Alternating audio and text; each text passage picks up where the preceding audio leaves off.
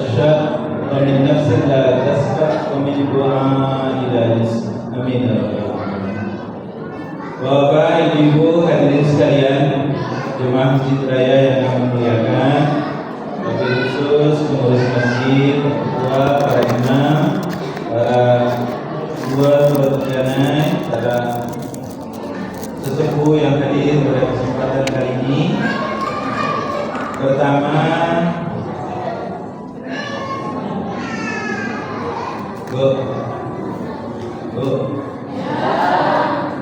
cerita doang.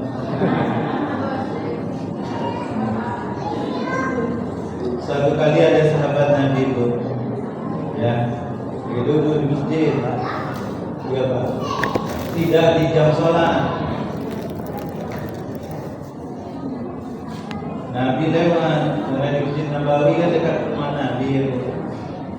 Nabi lewat, ditengoknya sahabat ini lagi sedih. Dia kayak dewe-dewe kan. Didatangilah oleh Nabi. Ditanya oleh Nabi, ada apa? Kenapa engkau duduk sendiri di masjid? Kenapa berdiam sendiri di masjid? Di luar jam sholat, di luar waktu sholat. Nama sahabat ini Abu Umamah. Lalu dia bilang, ya Rasulullah, saya sedang susah ya Rasulullah. Susah bagaimana? Lagi banyak utang ya Rasulullah. Jadi, apa kata Nabi? Mau tidak Abu Umamah, aku ajarkan satu doa. Dan kalau kau baca doa ini di pagi dan sore, Semoga Allah selesaikan urusanmu. Kata Abu Umamah, dia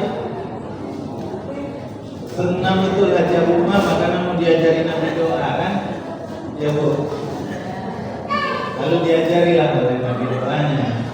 Ya, Allahumma barik lana fima Allahumma inna na'udzubika min karena nengok bapak-bapak dapat makanan situ. Allahumma inni a'udzubika minal hammi wal hazan. Ya Allah, aku berlindung kepadamu dari kesedihan. Maksudnya apa? Kesedihan di masa lalu. Wal hazan, dari kekhawatiran, khawatir akan masa depan yang belum pasti. Wa'udzubika minal ajzi wal kasal. Aku berlindung kepadamu dari kelemahan dan rasa malas. Wa'udzubika minal jubni wal bukhal. Aku berlindung padamu dari sifat pengecut dan loket. Apa loket? Pelit, kikir. Wa'udzubika min ghalabatid daini wa qahrir rijal. Dan aku berlindung kepadamu dari lilitan hutang dan orang-orang yang suka menekan, menindas. Dibacalah akhirnya doa ini oleh Abu Umamah, Bu. Ya.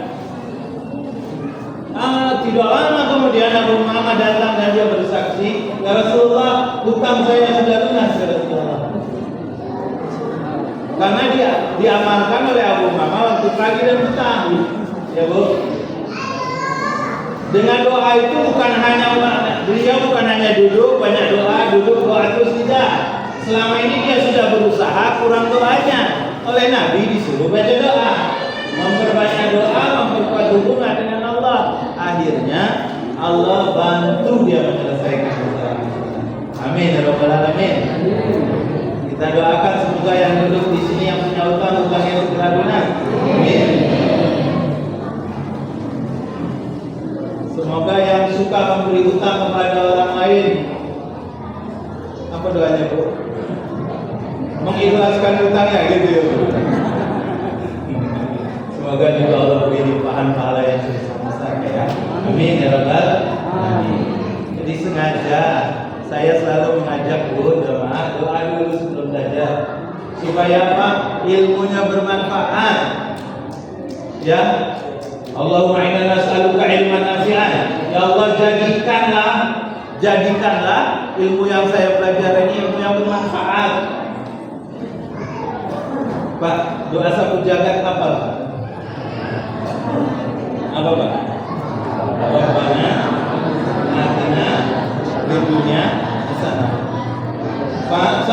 lagi, ada Imam Hasan Al-Basri, ya, tabi'in. Beliau ditanya oleh muridnya, ya Syekh, ya Imam, apa maksud hasanah di dunia? Kalau hasanah fil akhirat, saya tahu masuk surga dan mendapatkan kenikmatan di surga. Kalau hasanah fil dunia itu seperti apa ya? Hasan Al-Basri, ya Imam. Apa jawaban beliau, Bu? Hasanah di dunia itu seperti apa, Pak? Hasanah. Ada yang namanya hasanah? Hasanah di dunia ada dalam doa yang kita baca di awal tadi, Pak, Bu. Kata Imam Hasan Al-Basri, hasanah di dunia itu 3. Ya, punya ilmu, ilmunya bermanfaat. Allahumma inna nas'aluka ilman nafi'an. Apa ilmu yang bermanfaat itu? Ilmunya diamalkan. Warizkan thayyiban, rizkinya thayyib. Bu, tahu thayyib apa? Hah? Jarang pulang. Enggak pulang-pulang. Itu bang thayyib.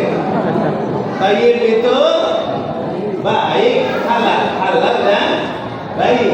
Ya, maksudnya halal. Kemudian ketika kita pakai rezeki itu membawa kebaikan, itu thayyib. Nah, hasanah kebaikan hidup di dunia yang kedua itu hasanah di dunia yang kedua kata Hasan Al-Basri punya rezekinya thayyib. Dan yang ketiga wa amalan mutaqabbala, punya amal yang diterima, amal-amalnya diterima oleh Allah. Amin ya rabbal. Baik, Ibu Bapak semua, isinya kita sampai jam berapa? Kita kontrak dulu nih. Serius? Bu, kata Bapak sampai jam 12. Siapa yang tegak-tegak ngantuk-ngantuk? Nah, saya ada 2, 3 tegak. Lengkap? Bismillah. Kata Nabi, khairukum man ta'allama al-Qur'an wa 'allamahu. Sebaik-baik kamu adalah yang mempelajari Al-Qur'an dan mengajarkannya. Yuk kita ambil keutamaan ini lewat peringatan Isra Mi'raj ini ya. Saya ingin mengajak kita sama-sama pelajari ayat tentang Isra. Ya Bu, Pak, ayat ini sudah kita hafal ini. Surat Al-Isra ayat 1. Ya. Walaupun dalam Al-Quran nanti peristiwa Mi'rajnya tidak ada dalam surat Al-Isra. Isra Mi'raj kan gitu ya Bu, Pak. Isra-nya ya jelas di surat Al-Isra ayat 1. Mi'rajnya di mana, Bu? Pak. Pak. Pak. Mi'rajnya di mana? Di surat apa? Bu. Mi'rajnya di surat apa? Lah berkali-kali kita peringatan surat Mi'raj. Hah?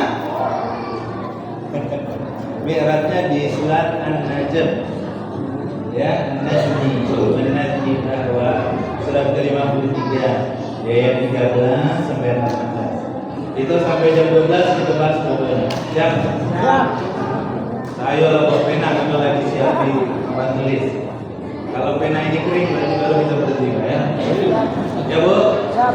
Pena spidol tidak nyatu lagi baru kita berhenti. Pak, setuju Pak? Saya kalau spidol bekas nih Pak. Kasusnya 2 kali tulis habis lagi. Bapak Ibu, peringatan Isra Mi'raj ini, peristiwa Isra Mi'raj ini istimewa. Ayatnya juga istimewa. Ayatnya kalau dalam tafsir Sofwatul Tafasir atau dalam nanti tafsir jalan lain dikatakan dia menggunakan bahasa yang menggambarkan peristiwa Isra Mi'raj itu dari sisi bahasanya saja sudah luar biasa. Bara'atul istihlal, kalimatnya keren. Kalau bahasa anak ini itu kalimatnya keren. Ya. Saya sengaja ngegas tinggi-tinggi nih. Nah ini suara anak-anak. Ya. Tapi kalau itu saya mau bantu saya, cuma anak-anak jangan. Ya ingat saya ingat sama saya ya. Bapak, kalimat tasbih peristiwa Isra Mi'raj di Quran dimulai dengan kalimat tasbih. Tasbih itu apa arti tasbih? Bu, apa arti tasbih? Saya sengaja karena saya dengar bapak-bapak nunduk takut ditanya. Yang ibu bukan. Apa arti tasbih?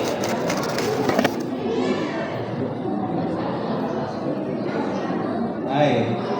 Bu, apa arti tasbih? Ibu sudah sholat tasbih, baca tasbih tiap hari. Yang saya tanya, apa arti tasbih? Pak tahu tasbih? Tahu. Macam mana bentuknya? Nah. Itu tasbih, Bu. Zikir. Yang saya tanya, apa arti tasbih?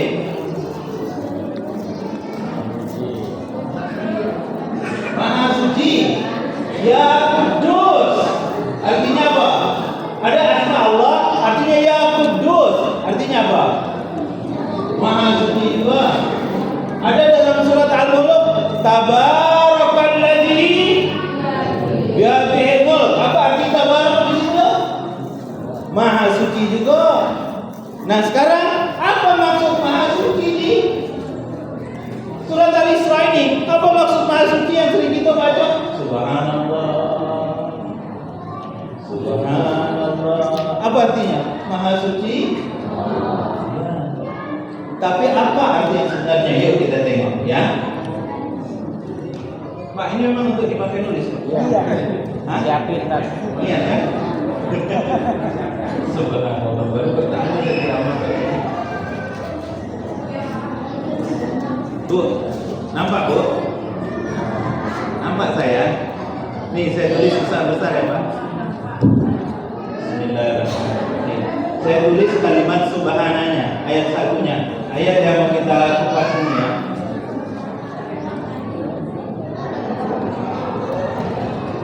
Sengaja saya tulis besar supaya ibu nampak ya. Subhanalladzi asra ya bi'abdihi lailan. Nah, bagian pertama 4 bagian Pak. 1 bagian 1 jam. Subhanalladzi asra bi'abdihi lailan, kata Allah. Maha suci Allah yang memperjalankan hambanya di malam hari. Asra ini memperjalankan di malam hari. Ini yang dibilang dalam kitab Safwatut Tafasir itu Pak. Dalam tafsir itu kalimat ini bara'atul istihlal. Bara'ah. Dia istimewa, bagus sekali kalimatnya. Kenapa? Karena dalam ini malam. Ini artinya malam. Kenapa ada 2 malam di sini? Ada 2 kata malam. Ya, yang pertama. Tapi saya ingin mulai yuk kita tadaburi dulu apa makna subhana. Kenapa di ayat tentang Isra Mi'raj ini Allah pakai kata tasbih? Subhana. Maha suci Allah. Selama ini kita arti pahami begitu. Apa kata Nabi Pak? Bu, Nabi ditanya oleh sahabatnya. Nama sahabat yang bertanya ini Talha. Ya, hadis ini sahih. Talha bin Ubaidillah.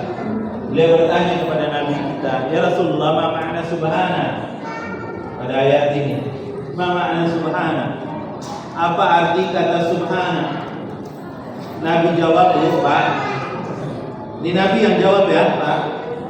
Subhana itu tanjihullah min kulli su'. Tanjih, unjihu. Tanjih itu menjauhkan. Ya Pak.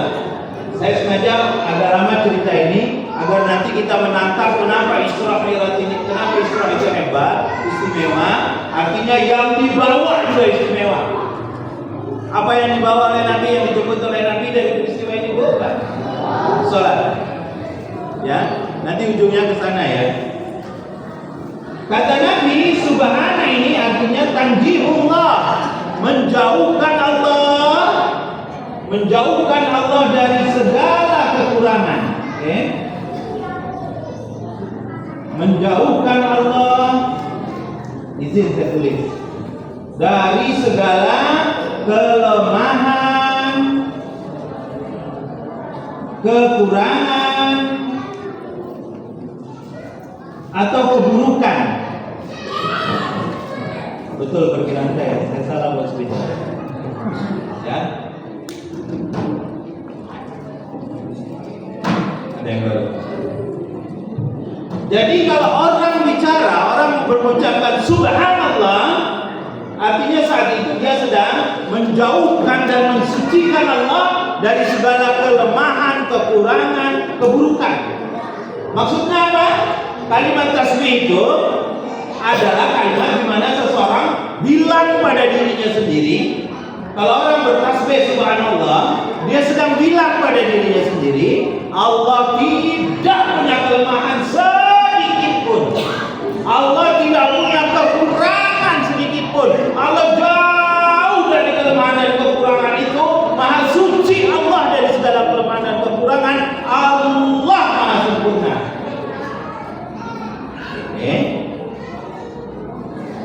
Saya ulang biar ingat Bapak-bapak itu.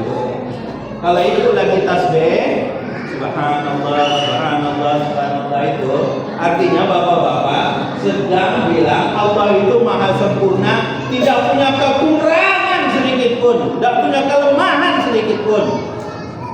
Maka orang yang bertasbih itu Pak, apa ucapannya? Orang yang paham tasbihnya, apa ucapannya?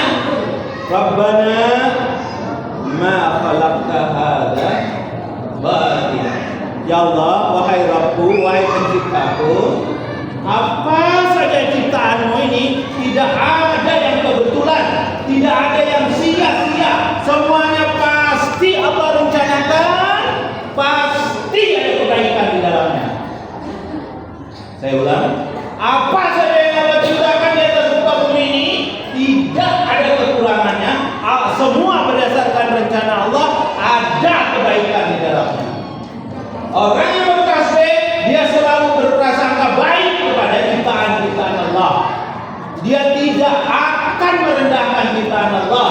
Dia tidak akan mencemooh ciptaan Allah. Dia tidak akan mengejek ciptaan Allah. Itu orang yang bertasbih. Dulu, Bu, kita kecil-kecil tengok kawan kita hitam gendut, keriting. Apa kata kita Pak? Hidup lagi. Hai Dut. Maaf ya Bapak Ibu, maaf ini contoh saja. Nengok kawan kita jalannya tidak sempurna, padahal dia punya kekurangan, apa kita panggil? Ada kawan kita telinganya tidak bagus. Mana lagi? Ini ada contoh. Kita panggil apa dia? Macam-macam kita panggil Pak Bu. Ketika kita memanggil ciptaan Allah, kita ejek dia, kita rendahkan dia, itu sama saja kita sedang bilang Allah tidak sempurna ciptaannya. Allah punya kelemahan dalam menciptakan hambanya. Allah punya keburukan dalam ciptaannya. Itu sama dengan tidak bertasbih. Amal orang yang bertasbih itu ketika dia lihat kekurangan, oh iya, dia gemuk. Oh, itu contoh orang yang kalau makannya banyak, begitu badannya, maka jangan makan banyak. Karena ada gunanya. Lihat orang sakit, ya Allah dia sakit. Kenapa dia sakit? Ada pesan dari Allah untuk orangnya sehat. Ya, jadi orang yang bertasbih itu, Bapak Ibu, dia selalu husnuzan. Apa husnuzan? Berbaik sangka kepada Allah.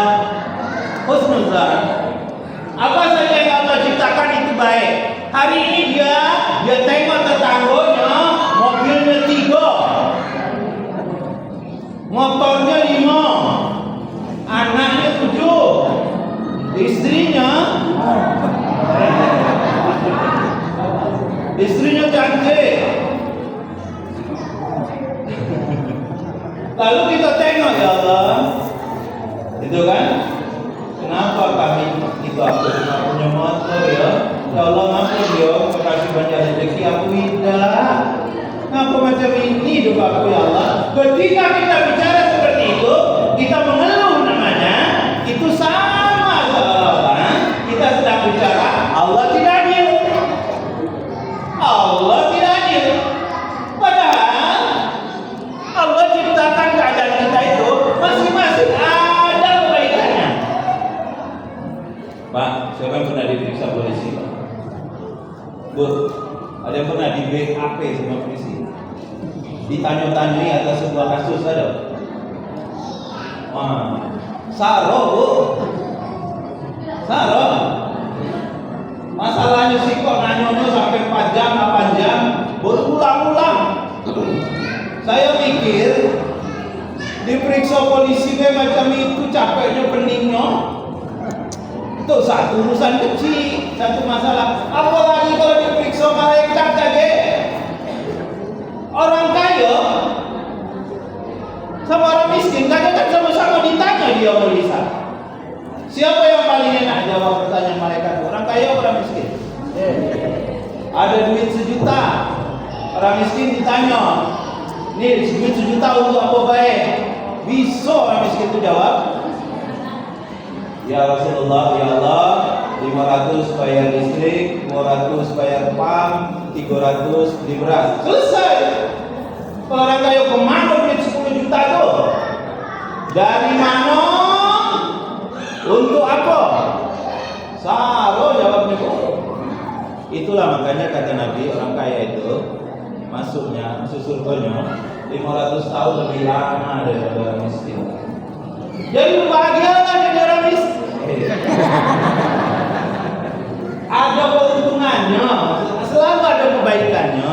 Jadi orang kaya, bapak-bapak nih, orang kaya baru kan, juga ada kebaikannya selama hartanya digunakan untuk kebaikan. Lebih mudah menjawabnya. Kalau dari ini ya, aku dipikir-pikirlah. Balik ke sini. Subhanallah tadi menjauhkan Allah dari kekurangan. Kenapa saya bentuk saya macam ini? Oh, kalau karena beginilah maka saya punya istri yang cantik dan baik sekarang ini. Ya Pak. Jadi tasbih itu intinya menjauhkan Allah dari segala kelemahan dan kekurangan. Allah Maha Suci. Oke. Ada yang menarik di Al-Quran Pak Bu. Ada 7 surat.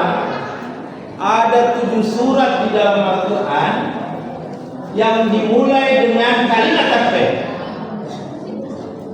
Ya, Pak Bu, siapa yang kesemutan perlu sendera dari sekarang saya. Kami sudah kontrak berdua itu, belum dicabut. Nah, sholat-sholat capek kita cabut ya. Dalam Al-Quran ada 7 surat yang dimulai dengan kalimat tasbih, dan dia beda-beda cara Allah menyebutkannya, dan perbedaan itu menunjukkan kesempurnaan Allah. Ya, coba kita tengok, bentar saja. Ya, ada Allah pakai kata sabbaha ini Pak Bu. Ya, sabbaha lillahi ma fis samawati wal ard. Kalau dalam surat Al-Hadid surat ke-57 begitu. Kalau dalam surat Al-Hasyr surat ke-59, sabbaha lillahi ma fis samawati wa ma fil ard. Dalam surat As-Saff 61 juga begitu, sabbaha lillahi ma fis samawati wa ma fil ard. Allah pakai kata sabbaha. Tengok. Ini kalau yang belajar ilmu nahwu sharaf nyambung ya. Sabbaha ini bahasa Jambinya Bu, past tense. Bahasa kumpenya past tense. Fi'il madhi. Apa past tense Bu? Kata kerja masuk sudah lalu, sudah lewat. Kata kerja kemarin. Allah sudah bilang kalau sabbaha ini telah mensucikan Allah kemarin, bulan lalu, tahun lalu, 100 tahun yang lalu, 1 abad yang lalu, sampai sejak Nabi Adam dulu pertama kali diciptakan, semua sudah mensucikan Allah. Sabar. Jadi kalau ada orang yang sekarang banyak bertasbih itu dia sombong, Bapak itu masbuk, udah ketinggalan. Karena apa? Orang-orang makhluk Allah yang lain sebelum kita sudah dulu bertasbih. Dan ini Allah bagikan dalam 3 surat ini. Ya. Nanti dalam surat yang lain, surat At-Taghabun, surat Al-Jumu'ah, yang saya tulis nomor suratnya ya. Tuh, ya. Allah bilang yusabbihu, kata Allah begini. Beda lagi. Apa itu yusabbihu? Yusabbihu itu present tense. Apa kalau pakai bahasa kita nih Pak? Present tense. Sekata kerja yang menunjukkan dia kerjakan sekarang, besok, dan yang akan datang. Fi'il mudhari kalau bahasa Arabnya itu. Ini fi'il mudhari. Artinya apa? Sekarang sudah bertasbih kepada Allah. Besok akan terus ada yang bertasbih kepada Allah. Selanjutnya sampai dunia kiamat akan selalu ada yang bertasbih kepada Allah. Terakhir dalam surat Al-Ahzab, surat yang ke-97, Allah pakai fi'il amr. Apa itu fi'il amr? Perintah.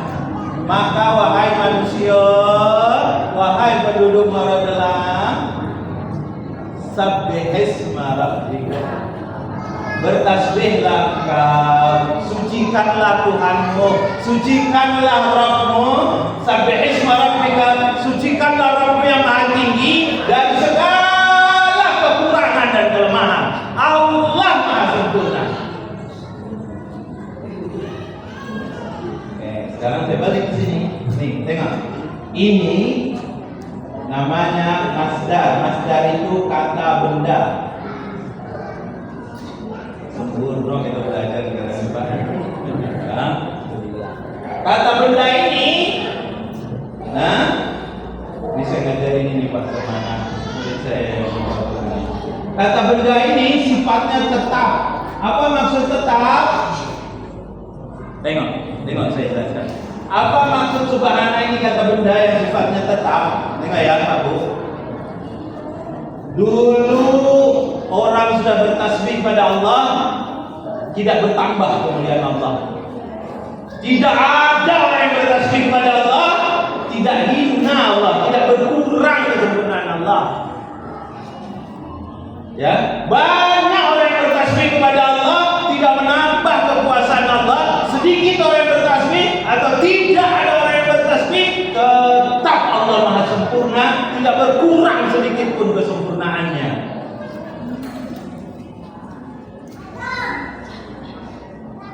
Bahasa lainnya Pak Bu, Allah tetap maha suci walaupun tidak ada yang bertasbih. Allah tetap maha kuasa walaupun tidak ada orang yang mengakuinya. Allah tetap maha perkasa walaupun tidak ada yang taat atau banyak membangkang semuanya. Tetap Allah maha perkasa.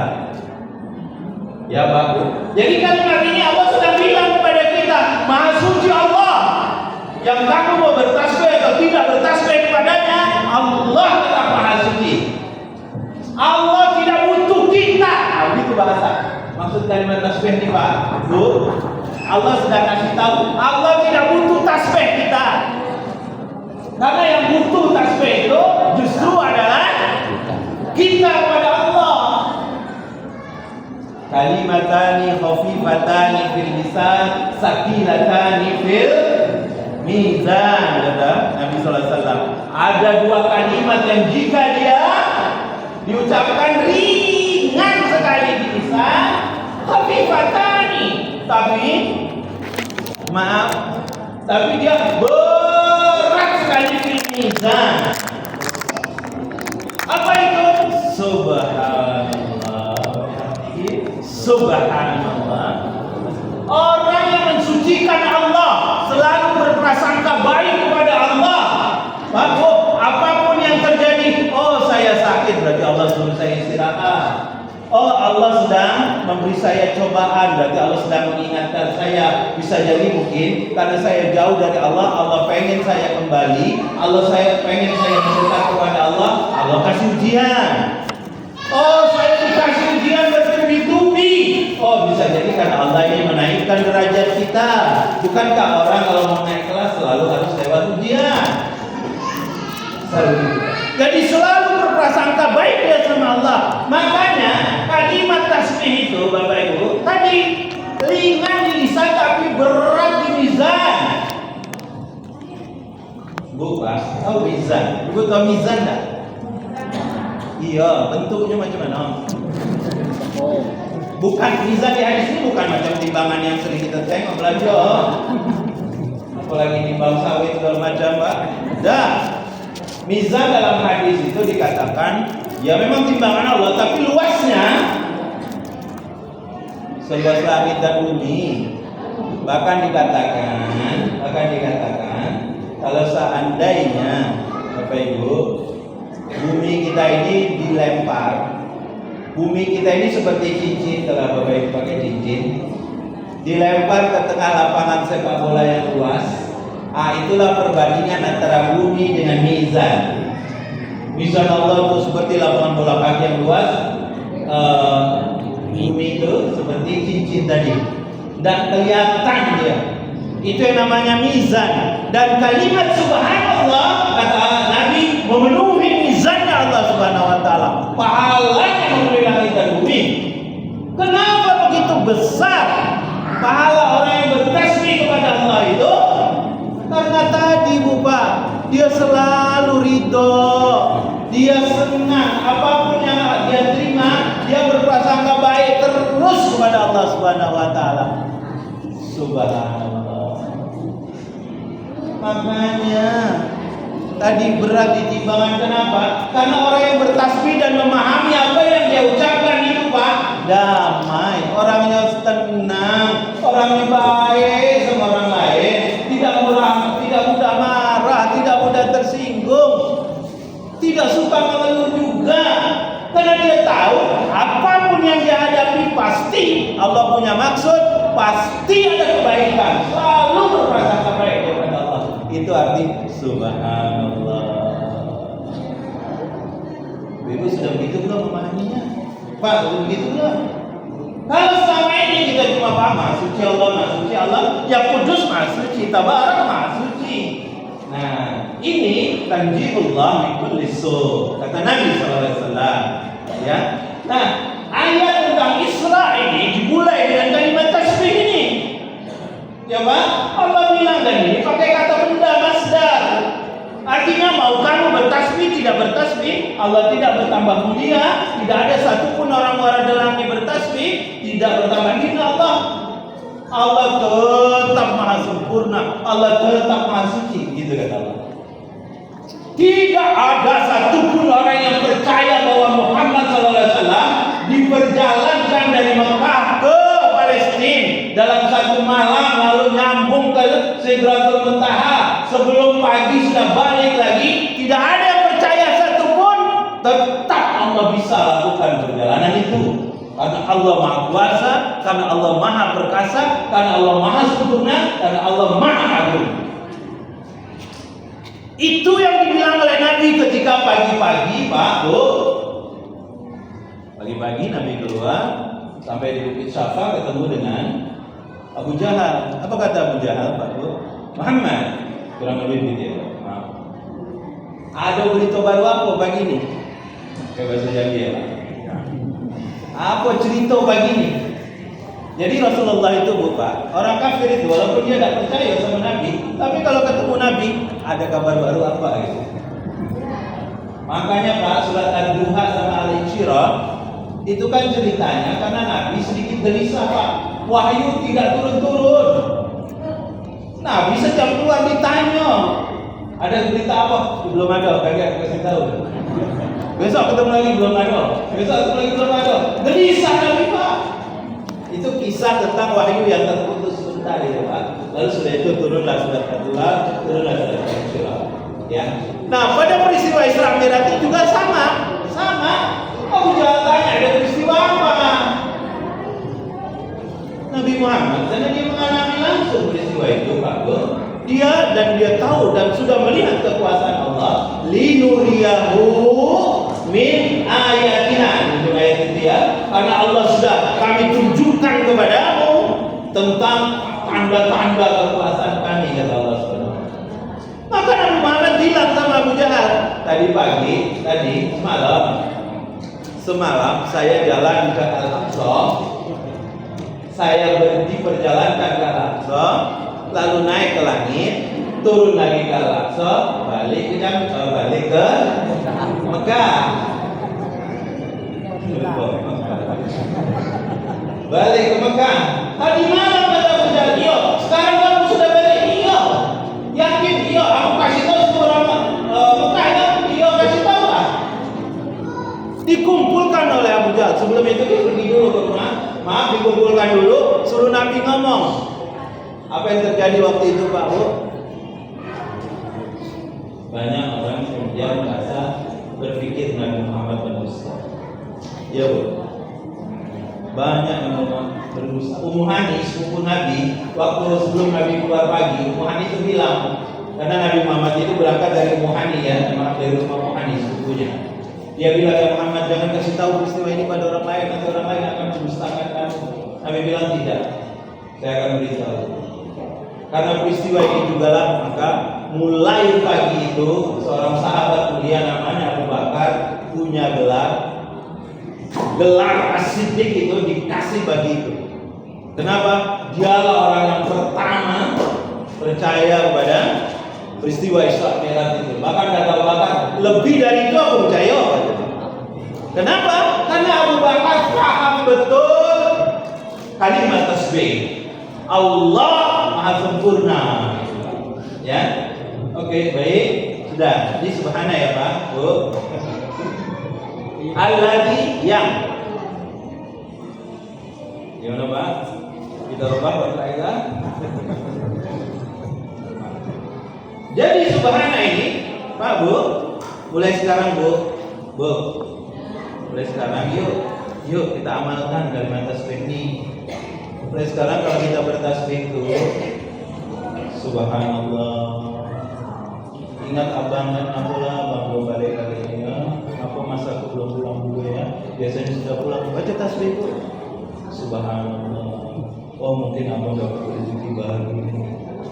Subhanallah. Oh mungkin abang ada lemburan, mudah-mudahan masku dapat pulang. Itu. Subhanallah, subhanallah. Itu makna kalimat tasbih. Maka amalkan Bu. Itu sebabnya kenapa ada orang 300 Bu, perang Badar itu, kaum muslimin kan 300. Coba itu. Lawan orang kafir 1000. Kita Pak, kalau kita 300 ketemu orang 1000, pakai jurus apa kita Pak? Nah, kaki 1000. Kenapa sahabat tadi tidak lari? Karena tadi kalimat tasbih sudah memenuhi relung hatinya, sudah memenuhi akal pikirannya. Yakin bahwa yang dibawa ini agama benar, Allah pasti tolong. Tidak akan Allah biarkan penolong agamanya itu kemudian dikalahkan. Dan terjadi, subhanallah, menang orang yang 300 tadi. Jadi kalau kalimat tasbih sudah masuk ke dalam hati, tentram, ya, maka itu tujuan kenapa kita ba'da sholat, setiap selesai sholat disuruh bertasbih. Subhanallah. Maka jangan cepat-cepat. Subhanallah, subhanallah. Tak apa-apa entah. Orang baca Pak, coba bayangkan. Alhamdu saja berubah bunyinya saja, maknanya berubah salah. Ya beda. Ya. Apalagi kalau baca apa? Maaf bukan yang lain ya. Untuk pemula, kita sama-sama pemula ya. Kalau yang sudah hebat, ya lain cara amalannya ya.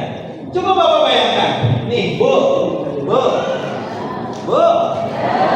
Punya iya, tapi tengok juga. Nih, tengok nih. Kalau ibu bilang alham pakai dah, pakai hamzah ini alhamdu.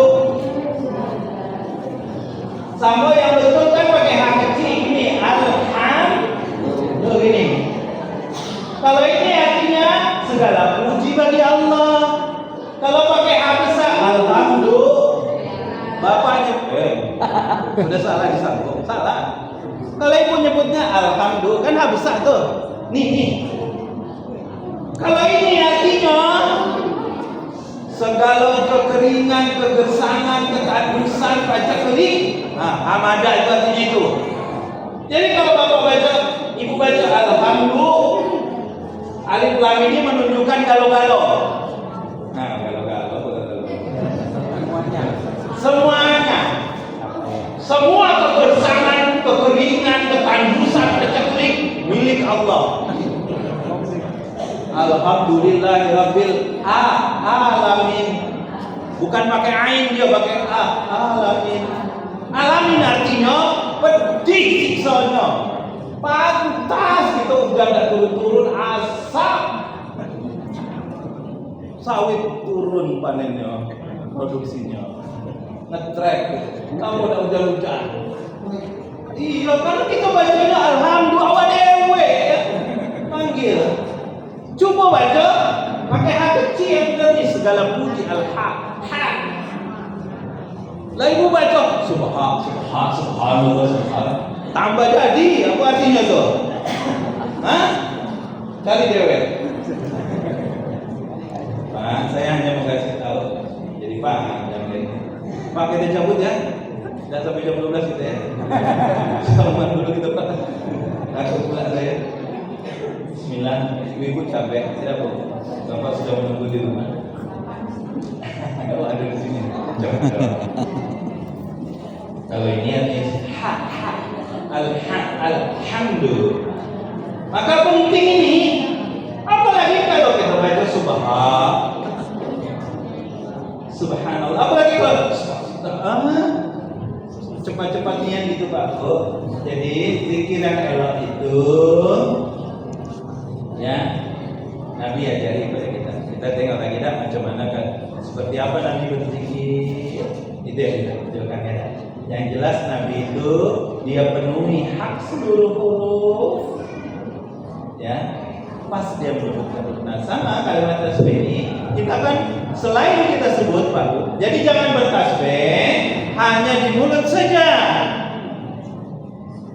Jangan bertasbih hanya di mulut saja, tidak masuk ke dalam hati. Bertasbihlah pakai hati. Subhanallah, suci Allah. Subhanallah, kau tidak punya kekurangan sedikit pun ya Allah. Subhanallah, kau tidak punya kelemahan sedikit pun ya Allah. Subhanallah, kami memujimu tetapi kau tidak betapa mulia ya Allah. Subhanallah, kami tidak bertasbih padamu, tidak betapa indah ya Allah. Subhanallah, kau betapa ya Allah. Subhanallah, tidak ada peristiwa yang sia-sia ya Allah. Subhanallah, musibah ini pasti ada pelajaran untuk saya. Subhanallah, pasti ada pelajaran. Bisa jadi saya ditegur, bisa jadi saya diingatkan gitu. Itu namanya tasbih. Makanya penutup kalimat tasbih itu di dalam Al-Quran tadi di surat Al-A'la ini, Sabbihisma rabbikal a'la. Bertasbihlah kamu. Maksudnya apa? Bukan bil lisan saja. Karena Imam Syafi'i, Imam Ahmad, Imam Maliki, Imam Al-Auza'i itu bilang, Pak, iman itu bukan hanya di ucapan, tapi juga ikut masuk dibenarkan dengan hati. Zikir itu bukan cuma di lisan, tapi dihadirkan di dalam hati. Subhanallah. Ya Pak, ini baru subhananya nih ya, baru subhananya ya. Oke. Balik ke sini. Jadi Bapak, itu bab amalnya ya. Kita sudah tadabbur nih, kita sudah pelajari apa makna tasbih. Tanjihullah bi kulli sur. Ini sahih hadisnya. Bapak cari di tafsir Al-Aisar, di tafsir Ibnu Katsir ketemu ini. Ya, Maha suci Allah dan mensucikan Allah dari segala kekurangan. Di jalan lain tadi sengaja nih Pak. Sebelum kesini saya buka tadi tafsir jalan lain kan Abdul. Allah. Oke. Peristiwa salat, peristiwa jalannya Nabi dari Mekah ke Madinah, Allah mulai dengan kalimat ta'ajjub. Ini bahasa Arabnya disebut ta'ajjub. Subhanallah itu maksudnya ta'ajjub. Ta'ajjub itu kagum bercampur heran. Ta'ajjub. Kalimat insya namanya.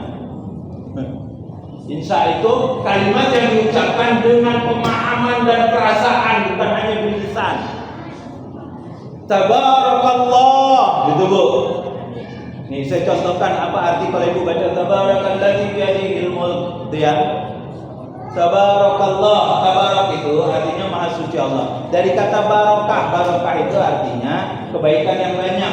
Kalau tabarakallah, Allah itu ajaib, selalu memberikan kebaikan kepada kita. Gitu makna tabarakallah itu. Semakin berkuasa dia, semakin banyak memberikan kebaikan. Itu bahasanya tabarakallah. Semakin kaya, semakin banyak dia nyumbang. Itu namanya tabarakallah. Semakin baik hidupnya, semakin taat kepada Allah. Artinya, setiap kebaikan justru, setiap kekuasaan, setiap nikmat yang dia dapatkan, dia bawa untuk berbuat baik. Itu maksud tabarakallah. Jadi Allah itu, dia maha kuasa tapi tidak sombong. Kalau kita ada penguasa, belum jadi penguasa, atau orang besar. Ada makhluk manusia ya tak? Entah di mana di Konoha. Makin tinggi jabatannya makin susah, bukan makin menebarkan kebaikan, malah makin banyak dia nyusai orang. Misal gitu ya Pak ya. Auzubillah. Itu bukan tabarakallah. Jadi tabarakallah itu semakin diberi jabatan, semakin kuasa, semakin hebat, semakin pintar, semakin banyak dia memberikan kebaikan. Tadi itulah Allah. Makanya al-muluk itu disebut tabarakallah. Tabarakallah ketika kuasanya dari kami. Jadi subhanalladzi asra. Asra itu Bu, Pak. Pak kita ngaji ya, Pak. Kita ngaji kayak gitu di pondok dulu. Kita kan dulu pernah mondok kan, Pak. Sama-sama dulu gitu dah. Melingkar, ada kopi sambil makan. Mondok yang lain gitu ya. Asra. Asra ini artinya berjalan di malam hari. Pak, Bu. Asra ini artinya jalan malam-malam.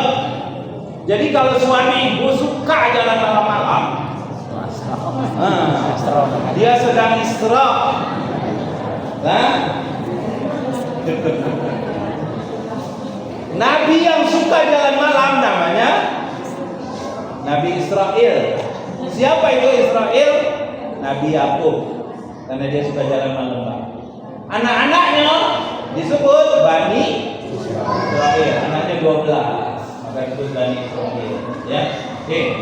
Jadi Asra ini jalan malam. Kenapa di sini ada Lailan? Lailan, Lailan apa artinya? Laila, malam. Berjalan malam, kok ada malam lagi? Ayo, siapa yang bisa jawab? Saya pinjemin HP. Kenapa di sini sudah ada malam? Ada malam lagi. Aisyah tanya yang susah-susah ya. Nih Bu, Pak, tengok ya. Al-Quran yang jahit. Allah kasih tanwin di sini. Ini namanya nakirah. Nakirah ini artinya tidak semua, hanya sebagian. Jadi kata Lailan ini ingin menyingkat, ingin memperpendek waktu di sini. Artinya dia jalan malam itu bukan sepenuh malam. Jalannya sebentar, walaupun malam, tapi sebentar. Sebahagian malam. Jadi kalau Bapak dengar penjelasan kenapa dibilang sebagian malam, karena penulisan lainnya pakai tanwin, pakai fathatain. Ya sebentar, tak penuh, itu maknanya. Ya, lagi. Jadi apa bilang jalan malam tapi jalannya sebentar. Muhammad kan bilang waktu Muhammad pulang, sebelum Nabi Muhammad pulang itu, kasurnya masih hangat, artinya belum lama Nabi balik. Ya. Nabi berangkat tuh belum lama udah pulang. Nah, tengok Bu. Pak, kenapa pakai kata subhana ya? Nih.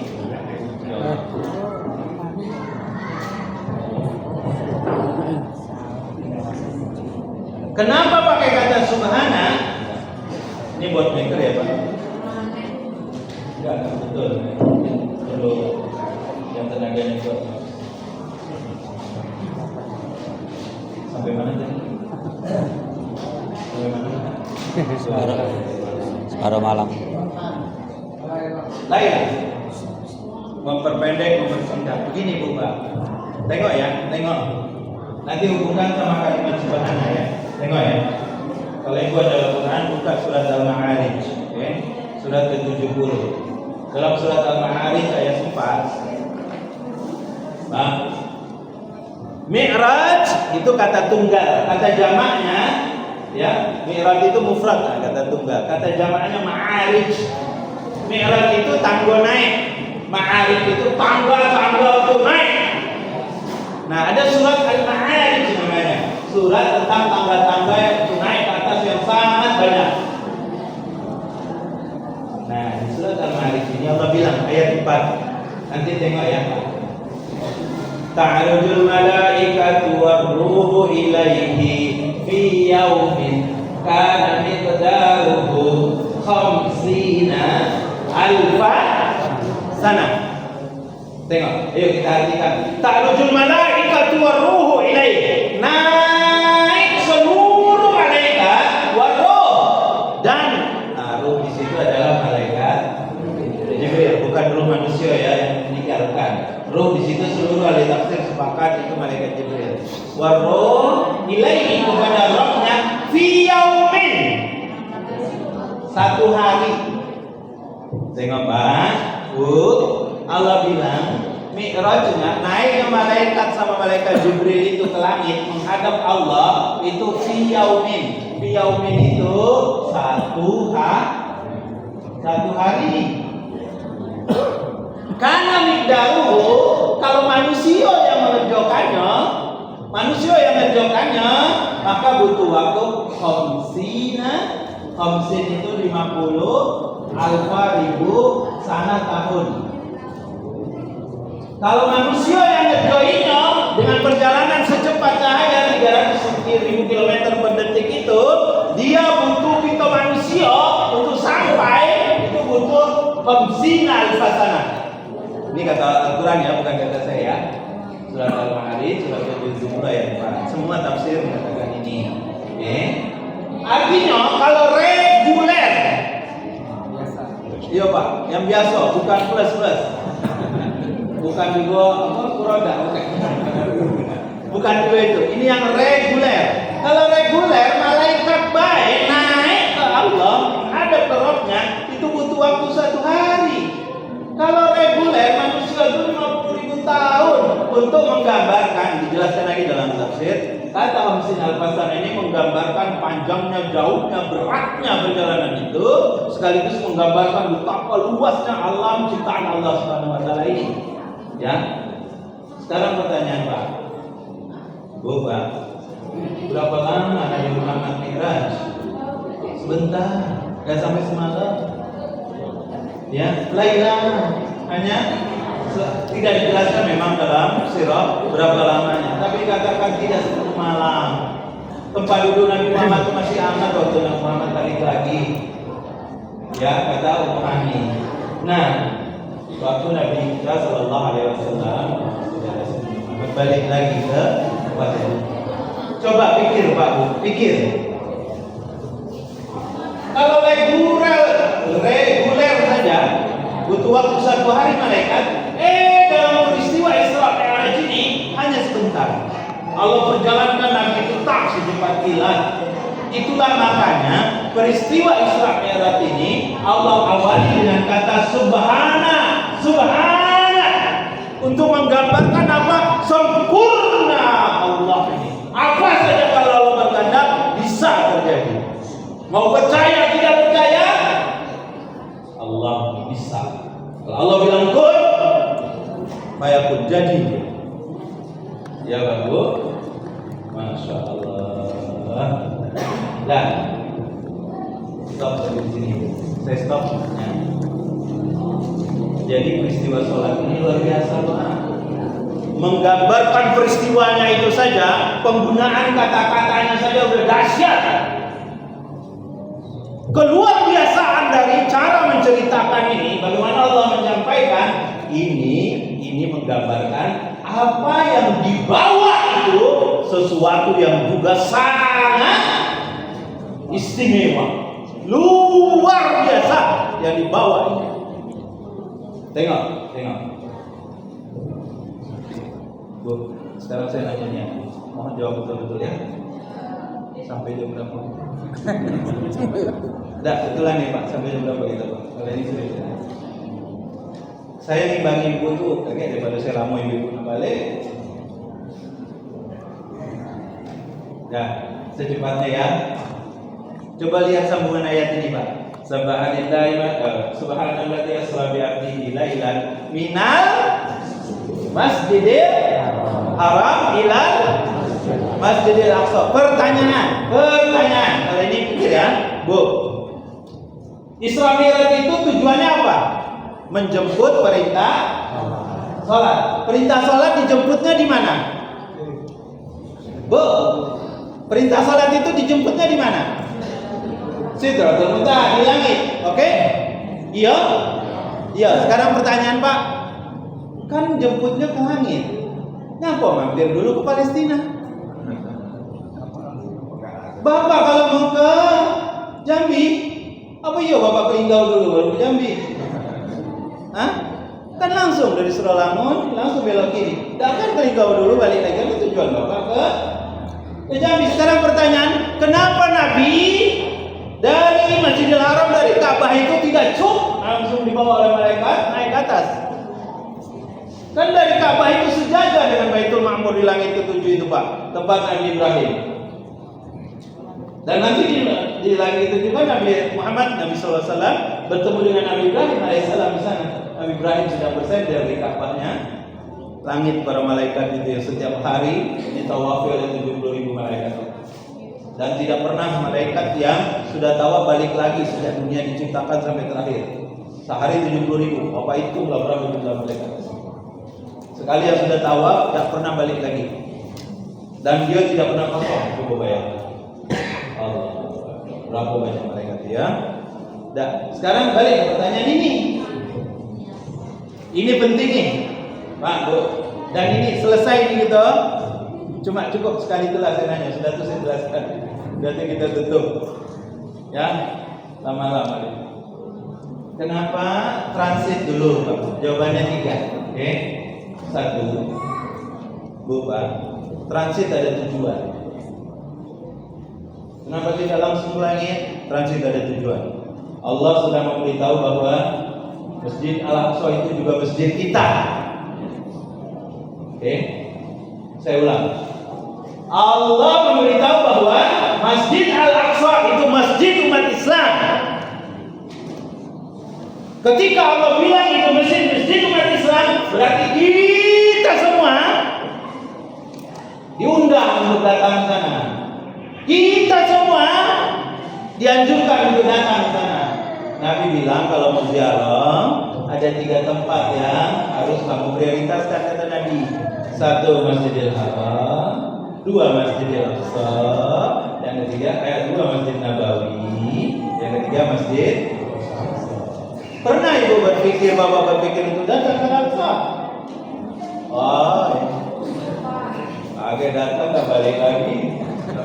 Ya kan? Intinya Pak Bu, kenapa Allah sebut haram dan Al-Aqsa? 1, ingat ini ya, maaf, Al-Aqsa itu masjid kita, karena masjid kita, Bapak Ibu tega tidak kalau masjid kita dihancurkan? Enggak. Allah sudah kasih tahu umat Islam, Aqsa itu masjid kamu, jaga dia. 1. Yang kedua, Pak, kenapa transit dulu? Allah sedang kasih tahu kita, mulailah hari itu dari masjid minal Masjidil Haram, akhiri dari masjid minal Masjidil Aqsa. Seolah-olah Allah bilang, Pak Bu, Bu, seolah Allah bilang, ayo sholat. Mulai kegiatan di hari pagi hari itu dengan sholat subuh. Tutup kegiatan kamu sudah capek ngurus dunia ini dengan sholat, yaitu sholat Isya. Itulah sebabnya Nabi bilang betapa pahala sholat subuh dan sholat Isya itu, apalagi kalau berjamaah, dahsyat sekali besarnya. Oke, itu yang ke dua. Satu Masjid Al-Aqsa, Masjid Iqo, kita jago. Kalau hari ini orang-orang Palestina yang menjago, dia rela mati, dia rela rumahnya dihancurkan, dia rela anaknya meninggal, dia rela suaminya wafat, dia rela istrinya wafat, tapi dia tetap jaga Al-Aqsa itu. Kenapa? Karena mereka sedang menjaga Al-Aqsa untuk kita. Padahal mereka lebih enak kalau mereka keluar saja, mereka tinggalkan Al-Aqsa. Tapi saat itu tidak ada lagi yang akan menjaga masjid kita di sana. Siapa yang menjaga kalau tidak mereka? Dan mereka ambil fardu kifayah itu. Mereka relakan nyawanya, kesusahannya, kepedihannya, penderitaannya demi menjaga agar ayat ini tidak hilang di atas muka bumi ini. Karena dia masjid kita. Maka Bapak doakan. Kalau nonton TV, baca di sosmed, ibu-ibu, ada berita tentang Al-Aqsa, jangan langsung di skip. Ada berita di TV langsung diganti channelnya, jangan. Kalau ada cerita tentang Al-Aqsa, doakan dia, doakan. Kenapa doakan dulu Pak? Nih saya kasih tahu. Sambungan ayatnya apa? Minal masjidil haram minal masjidil aqsa. Sambungannya barokna haulahu. Nah ini kuncinya. Allah bilang di ayat itu barokna haulahu. Wilayah di sekeliling Al-Aqsa itu haulahu barokah, penuh keberkahannya, sungainya, tumbuh-tumbuhannya, buah zaitun yang ada di seputar Masjid Al-Aqsa itu Pak, itu yang ditanam ribuan tahun yang lalu Pak, bukan ditanam 10 tahun, 20 tahun, 100 tahun kemarin enggak. Yang kemarin tebang-tebangnya oleh orang Israel itu ditanam di zaman Nabi, ditanam 1000 tahun yang lebih, 1000 tahun lalu sudah lebih. Saking barokahnya itu pohon, ada beda di sini Pak. Pohon umur 1000 tahun. Dak kate. Kalau ada sudah jadi dinding rumah ya. Apa? Oh Pak, nih ada begini Bu Pak. Kalau barat nahalau di barat di berkait sekelilingnya. Berarti siapa saja yang ada di sekelilingnya, maka dia mendapatkan keberkahan. Kan begitu yang kita pahami. Tapi ada pertanyaan Pak Bu. Berarti orang-orang Yahudi Zionis yang sekarang menghancurkan Al-Aqsa, yang dia tinggal di situ, hari-harinya di situ, dia diberkahi juga ya. Maka kemudian Pak Bu dipelajari oleh para alim ulama apa maksud haulahu.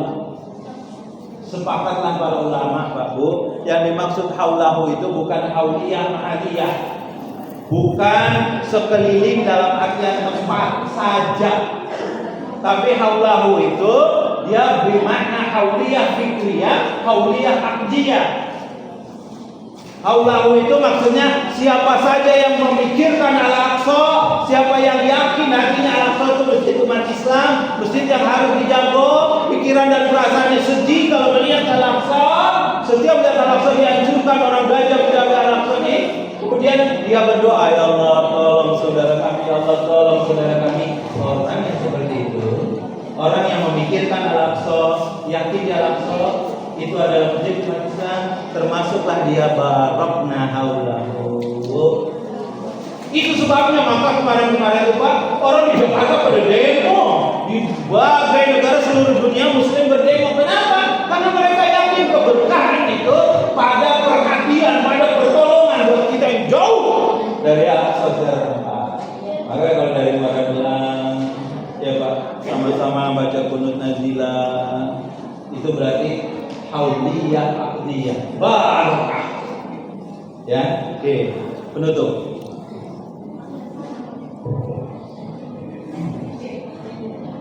Penutupnya begini Pak. Minal masjidil aqsa ila masjidil haram barakna ulama minal masjidil haram ila masjidil aqsa. Kenapa cerita masjid? Pak, ini cerita sholat. Bu, ini cerita sholat. ada pembantu Nabi namanya Rabi'ah. Saya cerita ya. Rabi'ah bin Ka'ab al-Aslami Ansar. Pak, Nabi kan kalau wudhu dulu nggak kayak kita, Pak. Kalau kita wudhu kan tinggal buka keranjang gitu ya, lancar. Dulu harus nimbo jauh. Maka sahabat itu berebut ngambilkan air wudhu Nabi. Ada satu sahabat namanya Rabi'ah. Dia suka betul mengambilkan air wudhu Nabi. Dipakailah untuk Nabi berwudhu. Suatu kali selesai Nabi berwudhu dan Nabi menyempurnakan wudhunya, Nabi tanya sama Rabi'ah, ya Rabi'ah, minta. Nabi berkata kepada Rabi'ah, minta sama aku. Maksudnya kau nak aku bilang gitu. Apa kata Rabi'ah? Pak, Rabi'ah ini Al-Sufa itu tidurnya di teras masjid, tidak punya rumah, tidak punya kerjaan, tidak punya kendaraan, tidak punya kebun, tidak punya. Jangankan kawan di rumahnya itu tidak ada, tidak ada. Lalu Nabi bilang sama Rabi'ah, minta sama aku, minta apa kau? Bapak kalau jadi Rabi'ah, lagi tidak punya apa-apa suruh minta sama Nabi, Bapak minta apa? Hah? Rabi'ah Pak mintanya apa? Ya Rasulullah, aku minta agar doakan aku masuk surga di sampingmu. Oke? Saya ulang. Rabi'ah minta, ya Rasulullah, aku minta doakan agar aku masuk surga di sampingmu. Oh, ini doa orang yang hebat. Kita kan selama ini Pak, Bapak kan selama ini cuma minta doanya, ya Allah masukkan aku dalam surga. Kok gitu hebat Pak? Ya beda. Ya. Iya, pernah nggak doa ya Rasul, ya Allah masukkan aku dalam surga bersama Nabi? Ada? Tidak. Rabi'ah dia doa begitu. Ya Rasulullah, doakan aku agar aku masuk surga dan ada di sampingmu. Maksudnya apa? Dapat surga paling tinggi, Jannatul Firdaus. Dalam hadis dibilang, ada yang mengatakan surga itu 100 tingkat. Jadi semua orang yang masuk surga akan ketemu Nabi. Cuma ketemunya ada yang kayak berdekatan gini, ada yang di belakang sana, boy. Ada yang di lapangan bola di sana, boy. Ada yang Bapak di lantai 1, Nabi di lantai 100, susahnya kan dari jauh, boy, ketemu juga. Cuma apa yang dirasakan di sana, hawa yang sampai kita kan, maksudnya tak dol waktu jam itu tak beda rasanya. Nah Rabi'ah pandai dia Rabi'ah pintar. Dia berdoa, ya Rasulullah, doakan aku masuk surga dan ada di sampingmu. Pak, tahu apa kata Nabi Pak? Apa kata Nabi? Fa'inni ala nafsika bikasratis sujud. Hadis riwayat Muslim nomor 480. Oke. So, kata Nabi, fa'inni ala nafsika bikasratis sujud. Hai Rabi'ah, kalau memang engkau maunya begitu, tolong aku, kata Nabi, fa'inni, tolong aku ala nafsika, kerjakan ya oleh dirimu bikasratis sujud. Kasratis sujud, perbanyak sujud. Nabi memberitahu bahwa orang yang banyak sujud maka dia akan masuk surga bersama Nabi. Maka mulai sekarang banyak-banyak sujud tuh. Lagi duduk begini, lagi masak di dapur. Enggak begitu. Maksudnya sujud di dalam salat. Maksudnya perbanyak salat. Oke? Jadi orang yang banyak salatnya, dia masuk surga dan surganya di samping Nabi, bersama Nabi, di dalam surganya Nabi sallallahu alaihi wasallam. Yang lain ada lagi cerita gini, Pak. Ada satu sahabat ya, namanya Sauban. Sauban ini asisten rumah tangga Nabi. Ada orang bertanya ke kawannya namanya Ma'dan. Nanya sama Sauban, apakah amal yang paling sering yang diprioritaskan oleh Nabi? Sampai 3 kali dia tanya ke Sauban ya banyak bertanya-tanya. Nama Ma'dan menjawab. Pas keempat dia tanya apa kata Sauban, ya sahabat itu, aku juga bertanya macam itu kata Nabi gitu. Tahu apa kata Nabi? Bu, di bagian penutup kita ya, izin sahabat kita. Apa kata Nabi? Sauban bilang, alaika bikasratis sujud.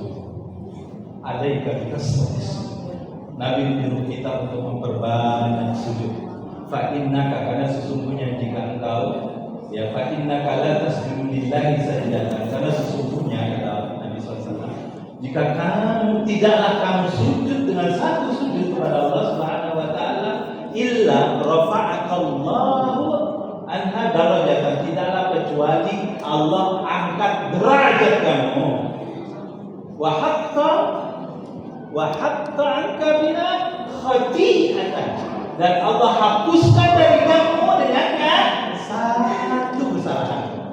Subhanallah. Jadi ini Muslim, hadis riwayat Muslim, artinya sahih. Nabi bilang kalau orang banyak sujud maka apa yang harus dia lakukan? Apa manfaatnya? Dia Allah akan angkat derajatnya.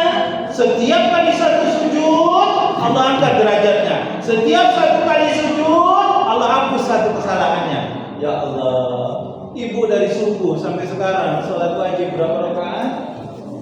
Bu, berapa rakaat? 17. Sudah berapa kali sujud? Pak, sudah berapa kali sujud? 17 kali 2, 34 kali. Berarti kalau sholat wajib sudah 34 kali hari ini, Allah sudah angkat derajat kita 34, Allah hapus dosa kita, kesalahan kita 34. Siapa yang sujud hari ini sampai 100 kali sujud? Oh, atau 60 kali sujud? Berarti 30 rakaat ya Pak.